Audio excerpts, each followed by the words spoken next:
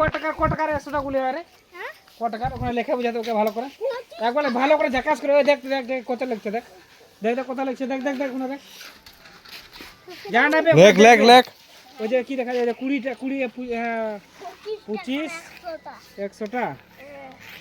ভালো করে বুঝা রে কত কত বাল হলো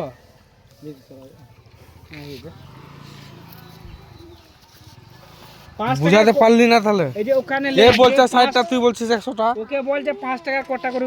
গুলি পাওয়া যায় যে হিসাব করতেই পারছে না কোন থেকে 25 টাকার কয়টা গুলি পাওয়া যায় 25 টাকার কয়টা গুলি পাওয়া যায় 500 টাকা না কিছু হইবা 100 টাকা 150